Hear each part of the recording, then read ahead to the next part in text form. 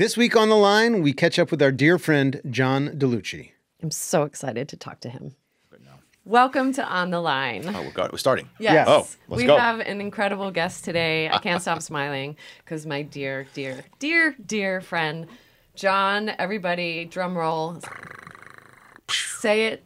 DeLucie. Get it straight. DeLucie? I'm so angry about that. DeLucie. Yeah. We're now DeLucie. The reason I'm so angry is because I was like John DeLucie. And then I listened to a bunch of recordings and everybody calls you Don DeLucie. Who the hell is DeLucie?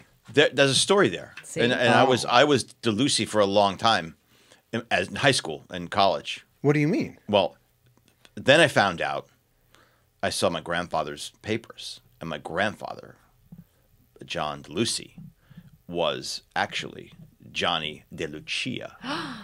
Right? So they changed their name because of the Italian xenophobia? Exactly. So I was like, wait a minute. I like DeLucia. But I couldn't go change the whole thing. So I said, listen, I'm DeLucie. And I was working with a bunch of Italian guys at that point. And they're like, hey, what is a DeLuce? This is an Italian name. Yeah. And I said, no, DeLucie. Oh, that's better.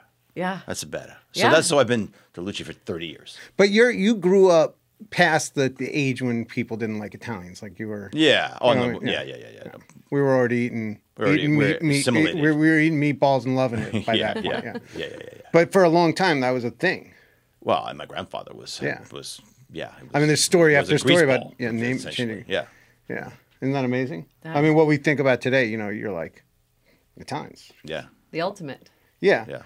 And then all the stereotypes of like the mafia and all that stuff where you're like, that's the pejorative, which I never really knew as a kid. I was just like, I didn't realize that. Yeah, that was kind of before us, right? Yeah. Now, like when actually in the 70s, when they tried to stop The Godfather from being made. The Italian coalition stopped. Oh, because they thought it was going to paint a bad picture. So wild. Right now, let's tell everybody who John DeLucie is. Oh my God, I got a whole intro for you. Tell everybody who John is. I know who he is. You know who he is. But our listeners do not. That's true. All right. I wrote a whole thing about you. I'm very proud of it. I spent some time. All right. 12 minutes.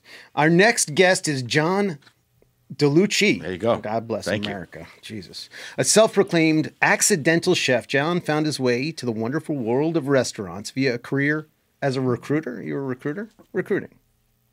No? Yeah, that's true. Yeah, okay. John's passion for cooking was first realized when a culinary school teacher recognized his natural abilities and helped shepherd him towards his ultimate calling. Karen. She wasn't a Karen, but her name was Karen. Yeah, her name was Karen. Yeah, but she was awesome. Yeah. Now calling someone a Karen can be a little bit, but in this case, she was great. Right. Most of us were first introduced to John's cooking from his time as the chef and partner of the famous Waverly Inn in New York City. The Waverly Inn was perhaps the hottest restaurant in the entire world. It was a veritable who's who of anybody who was a who, and the hardest reservation in New York City, and perhaps by extension, the entire world, bar none. The fame and flame aside, John makes an absolutely stupendous roast chicken. I had it last night. His cooking speaks for itself, and he's proven it time and time again over the years, opening hit after hit and helping revive some of New York City's most iconic fallow institutions. John is currently the chef and owner of a longer list of restaurants than I care to recount. He's a proud father, a best-selling author, and he is currently helping redefine the way we enjoy food at home through his partnership with CookUnity. Please welcome a man who will definitely not share the stories of drunken celebrity mayhem that we all know he partook in, no matter how hard we beg. Although it has been enough years that I figure you could just tell us a couple. It's been a lot of years. A little bit. Hello, and so glad to meet you, which we already did earlier, but my soon-to-be ex-dear friend, the one and only, the handsome John DeLucie. How did I do? Wow. Right? Who is that guy? Illustrious career. Yeah. I'm tired. We can go home now. Wow. You can't do better. Yeah. And there's so much more. So much more. That's not even the half of it. And so much less. Well, I will just say I did eat at Ambra last night, your latest project, and it was so damn delicious. And nice. We're so happy you're back, Yeah. especially in the West Village, which is where I feel like you belong. So I had dinner at Ambra last night, your latest project, which was absolutely delicious, tucked into a little corner. It's such a great vibe. Yeah, it's cool. 11th and Hudson. Really great corner, The actually. lighting, the bar, the drinks, the service, the food. Was that obviously. fettuccine al limone? It was a tagliatelle. Tagliatelle al al limone. limone. It was so fresh and bright and delicious. Popular dish right now, isn't it? Isn't it around? It's in the consciousness. It's definitely Lemon popped. pasta is weird, yeah. It popped off. I just recently did a video and people seem to really love it. Yeah, what's up with that? Ish views. It's don't light, know. it's bright. I think Americans are still learning what's authentic Italian. Yeah. Yeah, people rediscover that. you Yeah, know. and so it's funny. One of our partners is Italian, and he brought back an Amalfi lemon, and I did it with an Amalfi lemon. Stop. Yeah, it was really Totally different. quite different. Does an Amalfi lemon have like a? I mean, I've been there. They've huge lemons. huge, juicy, and sweet. They're and sweet. very Are they? different. Are they a different variety specifically Like of the lemon tree? Sorrento? Genus, you mean? Yeah. Oh, wow. Probably. Yeah, I don't know. I mean, I don't know. I've never. I don't know, had one. but they're quite delicious, big, and they're not waxy. So you actually, you can use the. Oh yeah, because they're not like coated wax. with anything. Yeah, That's yeah. interesting. So Like it's American. very, very good. Yeah, I remember going down the Amalfi Coast and I was like, I thought that they were grapefruit. yeah. They're huge, yeah. like really good, but they got a thick Yeah. skin. It's not all. It's not all Right, juice. Yeah. right. Yeah. Wait, so John, what Dan said is true. You kind of are a career changer. Yeah, well, it's, 25 years later. So I don't even remember the other career. I know. Well, I Yeah. don't remember you doing anything Yeah. but this. Yeah. But so you did something else before you were a chef. Yes, I did a lot of things. I played music, and then I was a recruit. I mean, I sold art. I sold photography. I sold. You sold photography I or took sold- pictures? I repped photographers. Oh, really? I repped photographers, fashion photographers. I did that for a while, and I did a lot of things while I was playing music, while I was figuring out what the hell I was going to do with my life. And then I did recruiting for a long time. I was quite good at it. What industry? Insurance Oh yeah, classic. Yeah. Insurance recruiter. recruiting. Who knows? That's one of the main ways that people get into the culinary arts. Actually, it's just so goddamn boring that you're like, I have Yeah. two choices. I could either just end my life right now, or I could just start kinda cooking. So sorry, did I say that out loud? I mean, kinda are true. there any skills that transfer from insurance recruiter to chef?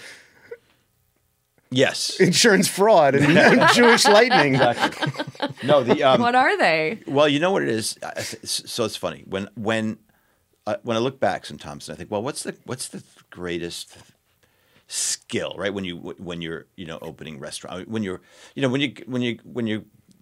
go from being a cook to a chef to now a restaurateur, and you're raising money, right, for restaurants. And I think the thing that really helped me the most was knowing how to make the phone call and asking for $100,000 check.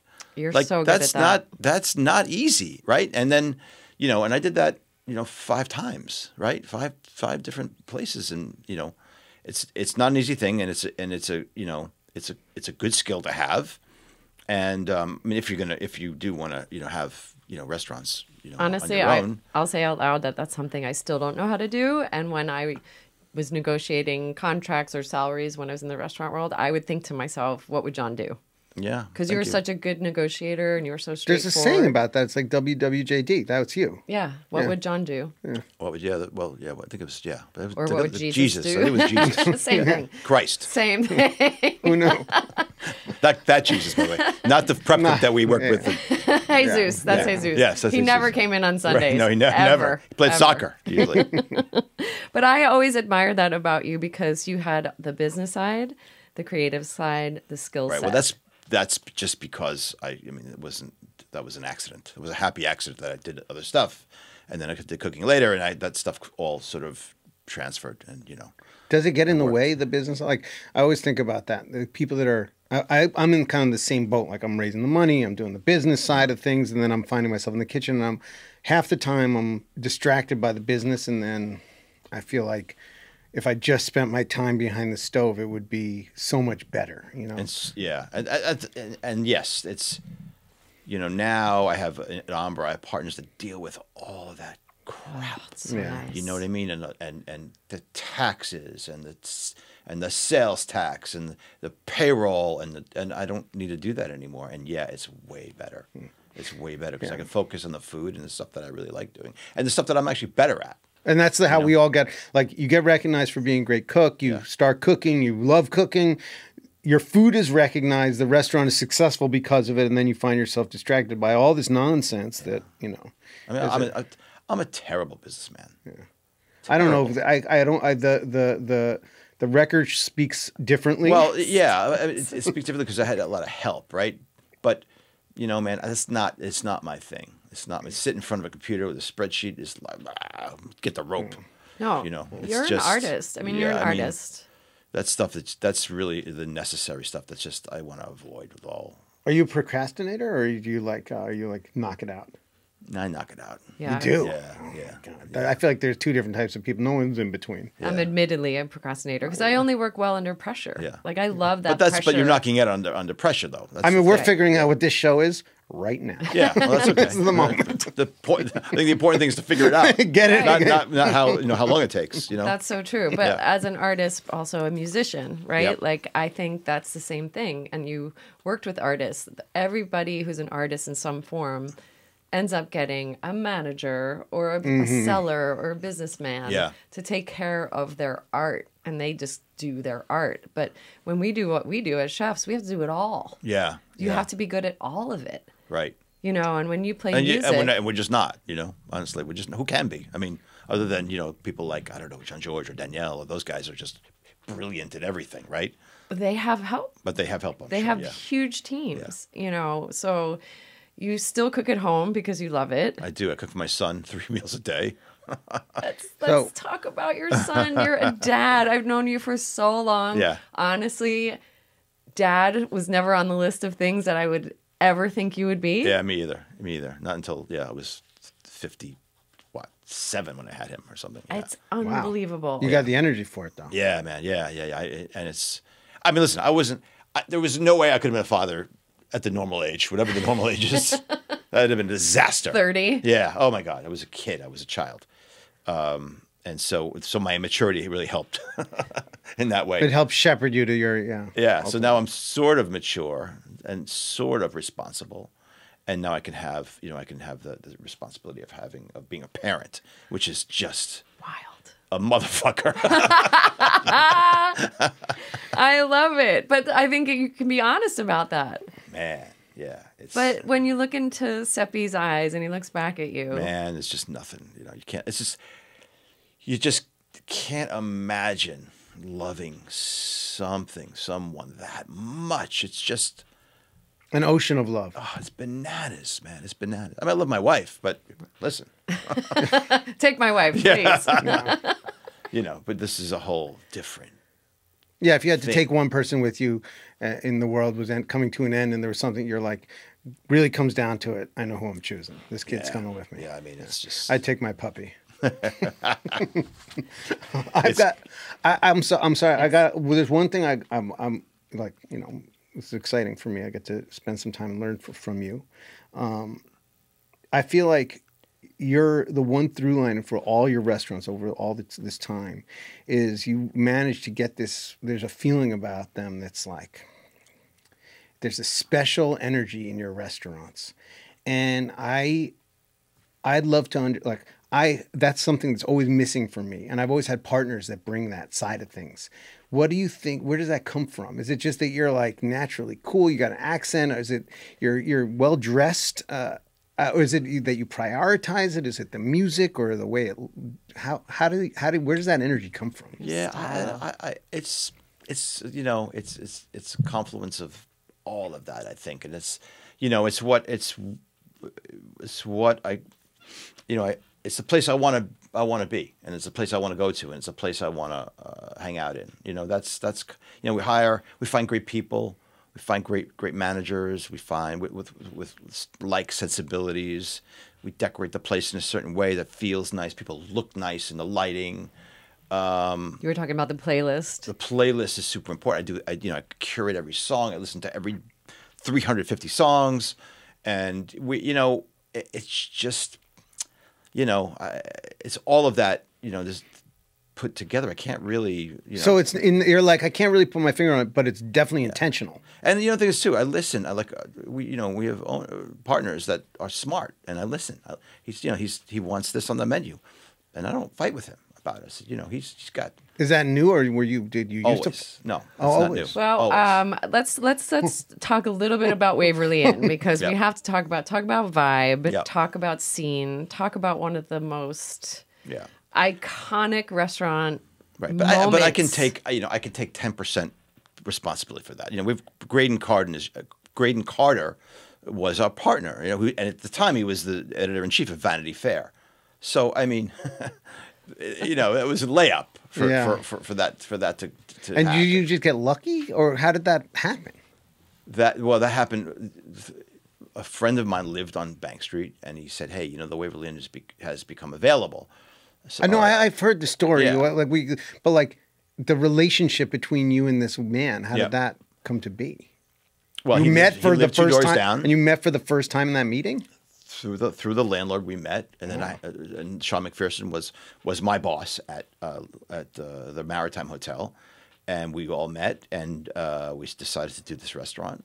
Sean designed it and decorated it, and Graydon It just put together- sounds like such magic that just, It really it does. was it was magic and But you bottled, need yeah. to give yourself way more credit, because the food. Yeah, the staff. and again, Graydon was like, "Don't give me any of that chefed up crap," and so okay, a salad from the Ivy. salad from the Ivy was delivered with FedEx.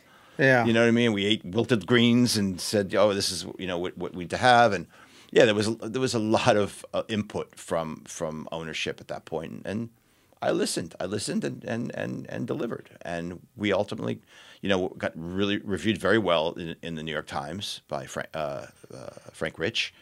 Frank Rich. And is that right? Yeah. Bruni. Frank Bruni. Bruni. Sorry, Frank Rich. Frank Bruni. Sorry, Frank Bruni. And it went bananas. Yeah, it was bananas. Yeah, It was actually bananas. bananas. It was the most Unbelievable. fun I ever had in working. Yeah, all day long you just had anybody coming into that restaurant. How did you manage to deal with you got these characters that obviously are you can't really say no when Sean Connery walks up and says, "Can you do his accent?" Duck was fabulous. I need a table, something. Yeah. I mean, So how do you say is no that to Liam that guy? Neeson? I'm not sure. No, that's my Getting my daughter. Liam Neeson. My daughter was taken. I mean, Leave the girls. everybody, models, actresses, Yes. actors, musicians, everybody. Everybody, yeah. Who was anybody? I mean, Yeah. was there, first of all, anybody who you were actually starstruck by? It's funny. I just was talking about this the other day with someone, and there was, like you say, everybody there. But Bruce Willis, who's now very sick, unfortunately. But Bruce Willis. A lot of people say I look just like him, by the way. Yeah, I was gonna say that when I got in. The guy had such charisma Really? and just beaming. Like he was one guy. He's a star. He lights That's up the so room. interesting he that was that's a star. standout. Yeah, I mean for me he was a complete standout, as was J-Lo. Really? Ooh. Yeah, and she had the smile that was just, and and it's funny because it was a small place, and you'd see these people up very close. Yeah. Like very close. 'Cause you couldn't. Very We were tight. more than this close away from them. And Graydon was so gracious. He'd introduced me to everyone, and and then De Niro gave me a big bear hug because his martini was not right, and so.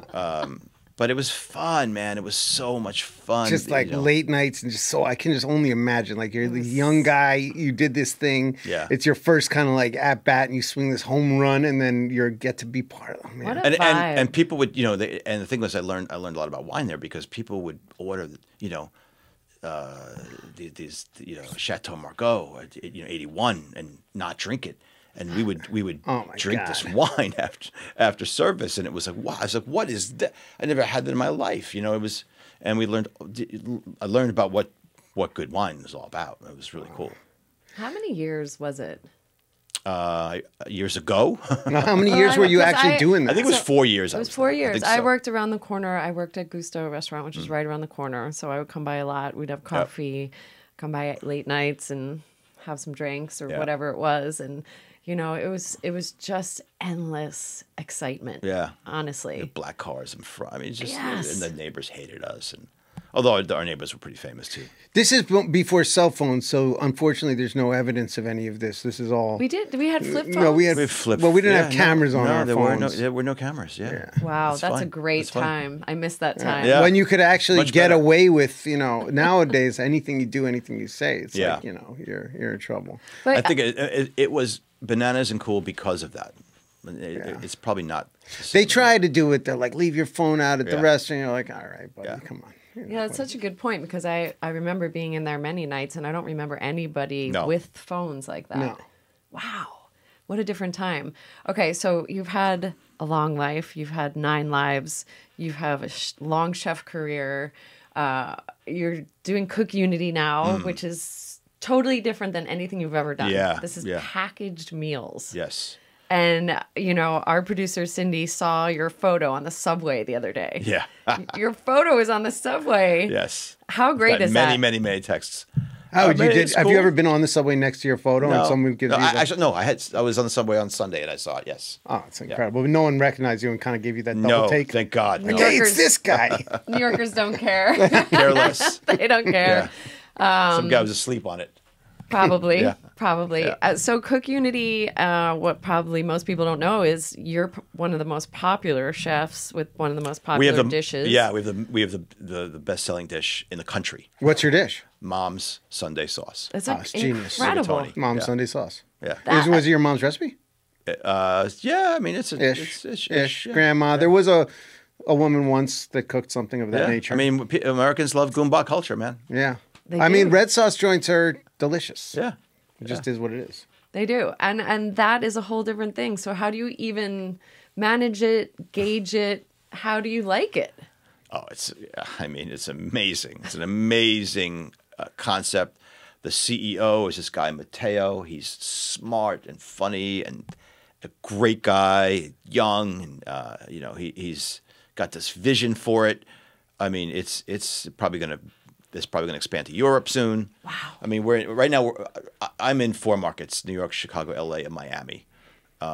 We sell 20,000 meals a week, all told. So even if somebody doesn't live in New York City and they live in Chicago, they can eat your food. Yeah, yes. All across the East Coast, Midwest, and then LA, the West Coast. Yeah. So when Dan goes home, he can order Yes. some CookUnity. I'm going to get some mom's CookUnity.com, Sunday. absolutely. Mom's Sunday supper. And it was really a godsend because, back when we closed everything down, which is 2020, right? March, is that right? Yes. 2020 March is like, what the fuck What do we do? am I going to do? Oh, so this was a lifesaver. Man, and then my Unbelievable. Scotty, my partner in CookUnity said, listen, I'm doing this thing with my restaurant. You should do it. And I was like, what is it?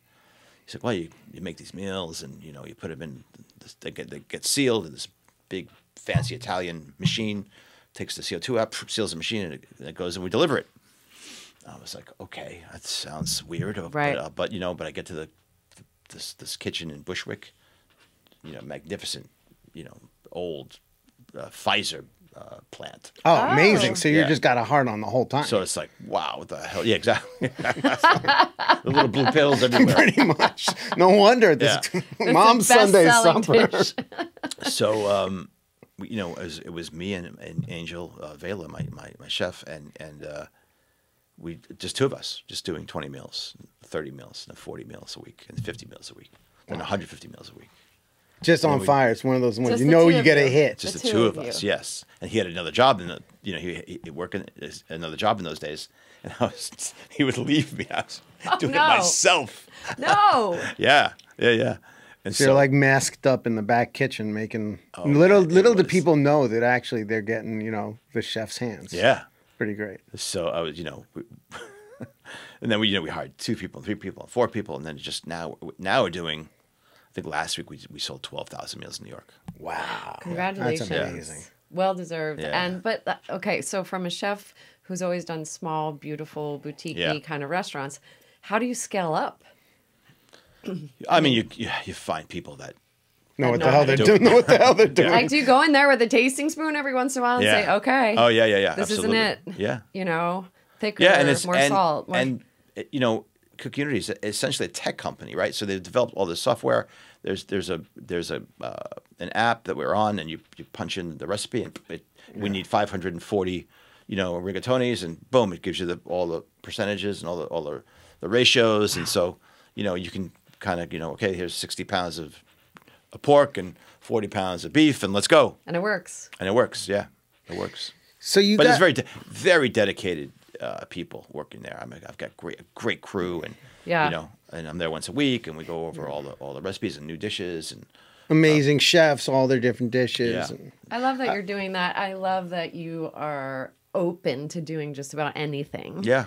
And there's college to pay for in a few years. Let's now be you real. have college. I mean, before that, so you could do what my dad did, which is I got you till you're 18 years old, and then you're on your own merits, my friend. Yeah. You want a car? We'll wait till you're 18. His mother's going to keep him till as long as she can.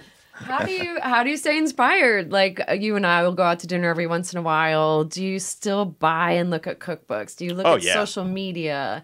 Is it a lot of social? There's a lot of great stuff. I told you yesterday. I saw this guy that I loved, Christian. Yeah. Yeah, I find great stuff. Christian Petroni. Yeah. Shout out to Christian Petroni. What's his deal? I love that guy's food, man. I mean, I on just Instagram he makes some beautiful food videos. Wow. Yeah. And stuff like that, and Missy Robbins, our friend. Yes. I mean, her food's beautiful, Unbelievably delicious. Yeah, I mean, she's so good and what's your inspiring. favorite dish she's made? Say again? Have you had one dish that stands out from her? From her? Yeah. Oh my God! It's all just so good. I'm honestly, she kills it. She made a linguine and clam sauce. I was sitting at the bar at Lily, and she brings over this linguine and clam sauce, and it made me angry. And I've been she's gonna come on here, and I've been so excited because I'm like, I've been making this dish at my house over and over and over again, trying to get it right, and trying to make it, and it's missing something. Yeah. It had so much flavor. It was unbelievable. She's great, man. Yeah. She's just great, and I mean, we're friends. I mean, no. Well, my mother's actually calling me. now that we're bringing up Missy Robbins, I definitely want to go back to the past a little. She worked for you. Yes. Holy moly. So John, I'm not sure who worked for who at that point, but yes, we worked in the same place. Missy actually worked for John, but eventually she was the boss. Wasn't she the sous chef? Yeah. I mean, she's Missy Robbins was a sous chef or chef de cuisine at Soho Grand Hotel. Yeah, you were the executive of the Grand Hotels. The executive of the Grand Hotels. And there was a little blip on the radar when I was the chef de cuisine at the Tribeca Grand For Hotel. about 10 minutes, yeah, I remember. I hated that job so much. And by the way, it didn't show. No, I kept that a secret every day when I cried in the office. Exactly. I was there the other day, and I felt like I was like 150 years old. There was a bunch of teenagers smoking cigarettes in the bathroom, and I was like, "What is going on? What happened to me?" I was like, I almost went over and gave him a lecture. I was like, "Don't you know that's bad?" funny, man. I mean, that was a fun job. I took that job because I met you. Mm-hmm. I think you came into Lavagna one night, a little restaurant. And I ate there, and I said that we got to have her. Yeah, we got to have her. Little restaurant on East 5th Street between A and B. It had its 25th anniversary the other night. Wow. That's. And I was a working chef at the time, and John came in, and he made me an offer. And so you discovered and set really? That's how we became friends. Sal turned me on to you. Oh right, Sal turned me on to you, and Sal went with Sal to eat. Yeah. And then I said, Sal, you got to give me your number. We got to talk to her. Sal Rizzo, who now runs De Gustabus. Wow. I love that guy. We should have him He's on. my absolute favorite. Oh, he's the best. A ball of energy. And his husband, with the Gary oh my Cortese. God, that guy traveling. He's that guy. Yes. Well, actually, we will get to that. But anyway, so I met John in 2002, right? 2003. 2002 is when we met. I don't know. We've known each other for October 31st. He's years. looking at his calendar. Yeah. But Missy was a success at Soho Grand because it was an actual restaurant. Tribeca Grand was towers of appetizer food. Right. It really wasn't about the food. And I took the job to learn more about numbers and paperwork and stuff. Anyway, Sal Rizzo, who basically introduced us, used to run Cucina Italiana magazine. His partner and husband runs tours to Sicily. So, of course, John and I said, let's go to Sicily in March. In March, yeah. Oh, wow. Yes. which was the coldest, dampest trip I've ever felt. And the And guy had. at the pizzeria said, "Wait, what month do you go to Sicily? Nobody goes to March. What are you, crazy?" We were sleeping fully dressed with space heaters and Yes. blankets and everything. And the sheets felt were damp. wet. Oh, but we stayed with Gary's aunt and uncle. Oh, wow. We stayed in their house. Wait a minute, that was their house? Yes, I didn't know that. That was their house. Oh, that's why they were very upset. In the Castelmare de Golfo. Right. And we checked ourselves in Palermo to a warm hotel, and we Yes. didn't show up. Yes. And they thought, Well, do you have heat? We said, why "Yeah." aren't you sleeping here? Heat was the only criteria. Do you have heat? Okay, we're in. Oh my goodness. But honestly, travel is Yeah. huge for us. Yeah. We went to Trieste, we went to Sicily, we went to north and way south. Where you recently were in Spain. I was in Spain, and I was recently more recently, I was in Puglia. Oh, really? Yeah. The boot? Is that the heel of the boot? That's the heel of the boot. Is that the sau- my the sau- peeps, the my peeps are sauce? from. That's where your family's Yeah, from. yeah. They say they oversauce their pastas there. Is that true? Everything was fantastic. It was. Huh? Yeah. I remember as a young chef, you go to a restaurant, you get a saucy pasta, it's delicious. You love the sauce, you sop it up with the bread. Then at some point, someone was like, "There shouldn't be any sauce left over in the bowl," and I'm like, "Well, I don't. Why should that be? What do you sop up with the bread?" But I thought it was. Is that? You know what? Shoulds are like out the window. For me What now. it shoulda coulda go after yourself. Should, this and should make be a- this should be that. Whatever.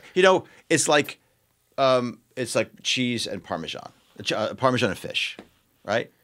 I had Yeah. Parmesan and fish all over Puglia, and so for all these years I think, oh, Parmesan and fish, no, it just really doesn't.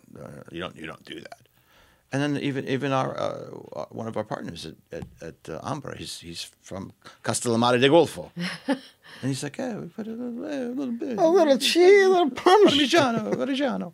It's salt. It's like it's I mean, and it gives umami. you a It's salinity it's and like a sweetness so- and a creaminess. Is that the evolution of like? Is that a new like? I think it's new. I think It's a it's new thing. newish. I think Everybody but it may not be. realized. It's news to us, maybe, but in Italy, that's kind of not that. But also in like the not last common. 50 years ago, where they bring in wheels of Puglia wasn't a terribly rich place, and No. so I don't know if they're really affording to bring down wheels of Parmesan cheese down there. They probably didn't have a ton of it, right? Right. So now all of a sudden it's available, and so the cuisine evolves. I don't really know. I don't know history. We need a like food that, historian but here, We're someone going to to have a lot of Google. guys on in the next few weeks, and a lot of people on the next. Well, that's guys and Missy. ladies. She Maybe you was can just ask there. them. Maybe we should have They'll said know, that. they'll know more than me. Believe me, that I can guarantee. That's not true, John. You know a lot. I do. I do have one question. You walk into this restaurant, you recognize that someone said, "Hey, Amanda's the chef you should check out." You recognize and you hire. I've never ever successfully been able to recognize somebody's skill from meeting them offhand. It's always been luck for me. Like, they worked out or they didn't. I'm like, how do you hire for a restaurant? You hire everybody and you fire the ones that don't work out or they quit on their own. Like, is there some quality that you're looking for or something you recognize? Again, it's funny. The insurance. I interviewed hundreds true. of people, and I really got a sense for if people were full of shit or not. Really? And How am I full of shit? I'm like, Jesus, you're looking right through me. and now when I interview people, and it's funny. You talk to them about I ask them, where are you from? What do you do? What's and where'd you grow up? And what? And you could find, and from that you get a lot of information that even the food and that if they've got a resume that's honest and decent, that's the least of it. So you start at the beginning of their life. You ask them, Yeah. what's your relationship with your parents like? Are Yeah. they still around? What'd And your dad do? What'd your mom do? Really? And where'd you go to school? Yeah. Why? Why'd you go to school there? Did you go to college? I mean, I just have a conversation. I would like Yeah. Interesting. have a couple of espressos and have a conversation. I think that's the best way to and listen. That doesn't always work either. Yeah. Well, I mean, that's the hardest thing right now, finding people to work for I hire you. chefs all over the country now. I mean, Chicago, LA, Miami. You do. Yeah, I mean, yeah. I have a And chef. so are you sitting down? You're sitting down with them, or you're doing a Zoom interview? And yeah, you're, yeah, exactly. Really? Yeah, it's the hard part of this because people are everything. The people, you got great people, man. You got everything. It's with great people, you can achieve so much. You know, right now I have a great chef de cuisine at Ambra. I mean, this guy is just serious business, and fair and nice and you know, and organized. And so, is it your restaurant? Like, I know it's your restaurant. I get it, but like, is it your restaurant, or do you have to give it away to the person that is doing it every day so that they can own it and feel like they want to do it? And then how do you draw the line of when you feel confident to give it to them? And I don't know, I always run into that as well. Like, I mean, for me, I've been doing this so long now. It's like, if you want to do, you know, we're doing a new dish, and what do you think? What do you want to do? I'll say to him, and he'll say, oh, how about this or that? And I was like, yeah, it looks good to me. I mean, if it looks good to me and it tastes good, what do I care? Yeah. I mean, because you've taken your ego out of it. Well, the ego, first of all, that's what it is. That's given. You have to do that if you want to. You want an ego or a paycheck? Which one? I mean, you're talking about chefs who are known for egos, right? Yeah. Everybody who is absolutely household names are because they have this massive ego. For some reason, that's an attraction to the. Right, but I think probably the best people don't have. I mean, you think? No, I agree. Wait, Repair has an ego. I don't. Yeah, I don't. I know he does. I know he does. He fired my ass. It's interesting that you brought that up. Oh, really? No. I was not fired by him. He's an extraordinary, magnanimous, and kind-hearted, wonderful seems chef. Like he's also and there's not spiritual. Yeah, but remember the day that he walked into the kitchen and he goes. Chris, who was the chef de cuisine at the time, he goes, "You will no longer call Daniel Jack Job because I've taken on religion, and you know, and we're not going to have a violent kitchen anymore." Like one day, he literally walked in and was like, "I am now Buddhist, and no more screaming at Daniel." And I was like, "This is the greatest thing that has ever happened to me." You know, you finding God really saved my hide. Wow, that's incredible. Yeah, real thing. I mean, and how many years ago was that? I don't know, like 150,000 years ago. I was 15 years old. That was one of the things. Buddha himself. Yeah, the big ears. He was listening. That was one of the things I wanted to ask you about, because I've known you for so long, and you have managed to preserve yourself so well. You're fit, you're handsome, you're ageless. What is Where are we here? What is this? What is your self-care? What do you do? How do you do it? I go to the gym. I meditate every day. You meditate? I do, yeah. Okay. In the morning? I learned TM. I learned TM. It's funny because like a lot of my heroes, quote unquote heroes, like people that I admire, Jerry Seinfeld and Howard Stern and these film directors, and they all do TM. Yeah. But they all do TM. We're going to have to talk offline. This is transcendental meditation. I couldn't stick with it. I Yeah. did the course. I couldn't stick with it. No. So you just got to do it. So I did it. I mean, I did it like for 3 years without missing a day. 20 minutes twice a day. 20 minutes. I did at least once. Twice a day was very difficult. But I did twice a day for a long time. And now I do once a day. And I tried the second time, but it's really, really hard. One of my goals is to try to get back to that second one, right? I just heard Seinfeld so I learned talk it, about that. and I just became, I don't know, more in control, more. It's hard to describe, but definitely like, you know, more disciplined, more disciplined. Because that's what I wasn't for a long time, you know. Is discipline now, but now I'm at the gym 3-4 days a week, and I meditate every morning, and I'm up every day with the kid. And what do you do? Lock yourself in the bathroom? Like, where do you get those 20 minutes? How do you do it? Before everyone gets up in the morning. I get up at 6:30, and everyone in the house is up at 7. But so I did it from 6:30 to 6 to 6 to 30, 40, 50. 50. 6:50. 20 minutes later. Hello. 1, 2, 3. No bookkeeping. Anyway, the bookkeeping's out for me. And so I do it for 20 minutes, and then everyone is up, and we roll, you know? Yeah. Wow. That's incredible. So I'm so sorry. My mother meditates. I have a weird relationship because she meditated so much in my life that I always kind of was scared of it, because it was like, you know, I didn't get her attention because she was spending the time meditating. What does it do for you? Is it centering you? It allows you to sort of make good decisions. You know what I mean? It allows you to make, like, for me, it's like, again, do I want to go to the gym 3 days a week? No, but I do it. I do it because it's what I need to do, right? my kid's 5. I want to see him go to college. I want to live a long time. Play ball with the kid. Yeah, I want to be. You know what I mean? So there are things I need to do in order to make that happen. So that's what it helps me to do. You know, I mean, I've got CookUnity. I've got Ambra. You know what I mean? I've got all these people to hire, all these resumes to look at, all these interviews to do on Zoom. I mean, I got to be. If you were like super rich, would you keep going? I mean, probably. I mean, yeah. I mean, it's not. I mean, not about the money. Well, I wish it was. I'm asking this question specifically because I'm hoping that people will give me their extra if they're going to keep working because I'm done. You'll find me in the Mediterranean. Yeah, I mean, you know, it's like I don't need. I mean.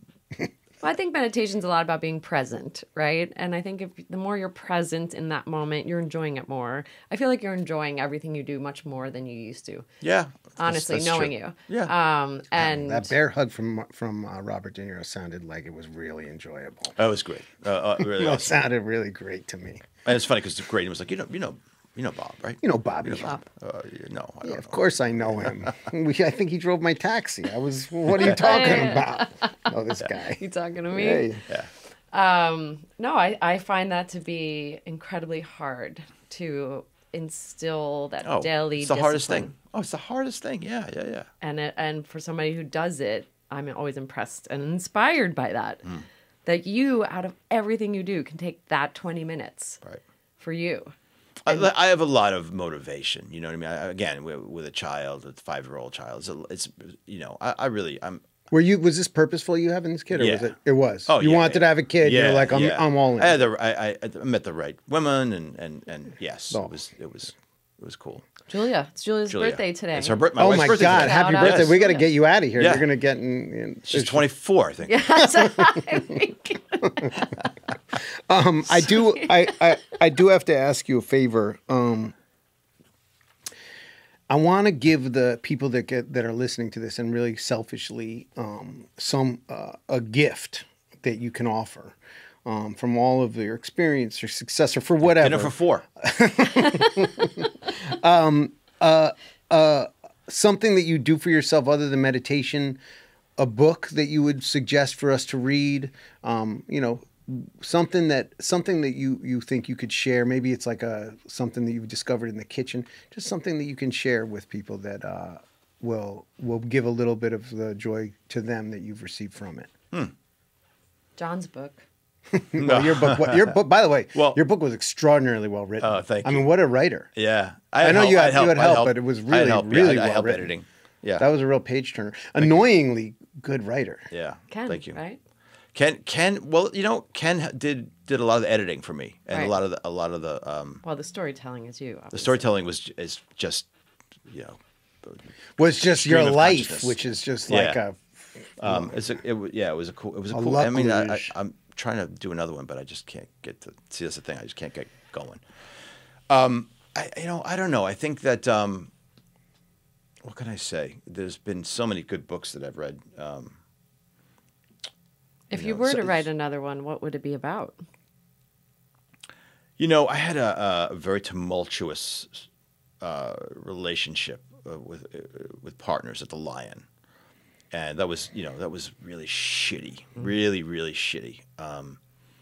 And you know I was miserable for a long time after that. I remember. And you know, I think, and now I can sort of just not even think about it anymore, which I can't even fathom. But so I think I would write about that. I honestly think that you should, because I think a lot of people in our industry could relate to that. Yeah. And how to get through it, past it, emotionally, financially. Yeah, it was a breaker. I mean, it cost me hundreds of thousands of dollars personally, and you know, everything that I made, I had to give back, and you know, start from zero again. So that's tough. This is what I'm talking about. You're so resilient. Yeah, I mean, yeah. You're humbly resilient, though. But you never I mean, really but talk my about wife it. Julia was really helpful, and man, she was there when in the worst time, the worst time personally, and so that without her, I wouldn't have been able to do it. It would have been a tragic situation. It sucked. It sucked hard. Yeah. Well, you made it Interesting. through, and you're coming out on top. Yeah. I mean, Honestly, it's- like you always do. Keep going, man. You keep going. That's what I'll share with people. There it is. Keep going. Just keep going. And I saw honestly, something. If you're in hell, there's some paraphrasing now. If you're in hell, keep going. yeah, Keep going. Really. keep going. So the difference between the winners and the losers is perseverance and luck and hard work. Resilience. Make your luck. Yeah, but you make your luck, right? You make your luck. You just keep going and keep going, and you do it. You keep. I mean, what else are you gonna do? Yeah. Stop? I mean, you can't stop. That's what I would say. That's always my John takeaway. That's always the thing that you've inspired me to do. Is just keep going. Don't worry about it. A million times I've called John for advice. This guy said this and this guy said that. Don't worry about what they said. Just do your thing. Just do it. Just do what they want. Do your thing. Yeah, they're gonna say shit all the time. And Yeah. oh my God, people have said such shit about me over the years. Is that true? Oh I my only God. heard good things about you. Well, it's nice, but You have a no, great I may have reputation. read. I mean, read the New York Post. Oh my God. By the way, in New York City, there are two types of people. There's like the people that take cruises and read the New York Post, and then there's the rest of us. So God bless you, but we don't read the New York Oh Post. my God, yeah, some terrible things, and it's like, well, Well, we only feel good things about you. Thank you for coming on. Of course. A little inside information. You are the writer of our intro music yes. for On the Line because you're an amazing musician. Oh, that's nice. I'll have something for you guys. Thank you for that. By the way, he hadn't agreed to that before just now, so we just sprung that on him. So thank you for that, and I didn't know that either. And you're going to play that on your band. What do you play? Your guitar. Guitar. Well, I have a whole production studio in my house. That's so great. So I asked if there was Logic here. There's not. But do you play music in your restaurants yourself? No, No, you don't ever no, play your no. own. No, It's just no. it's just That just seems hobby. very, Is it a hobby? Can people listen to it anywhere? No, Is it on spot? no. It's just for you. Just for me. Do you make the music? You record it, and you I just make it, record it, and you only share it. and put it in a box. Yeah. But I've always thought about sharing it. I mean, I played music. I played out for a while. Your dad still plays. My dad's an amazing musician. Yeah, but I mean, I take the guitar and I do workshops and stuff like that. I'm always shocked with people that my mom's a painter, and she won't sell her art. She won't ever do it. I mean, she's prolific. She's so much. And she's just like, Does it it's for not her. fun for me. As soon as I start, she tried as a kid. She was like, it took all the fun away. Ma, As soon as it's for somebody get this else. out of here. Ma, you gotta get the paintings out of the garage. Thank you so much for being on. Thank very you for welcome. being here. I love you Appreciate so it. much. That way, I love you. Thank you. Thank you. I'm very, very grateful for getting to meet you, bud. Thanks, man. Thank you. On the Line was recorded in New York City at Dubway Studios. Thanks, Al. Our studio engineer and editor is Mark Frangelo. Our theme song is an original composition generously donated and played by Chef John DeLucie. Our producer is Cindy Augustine, and our co-producer and publicist is Jesse Gerstein. That's all, folks. Thanks for listening.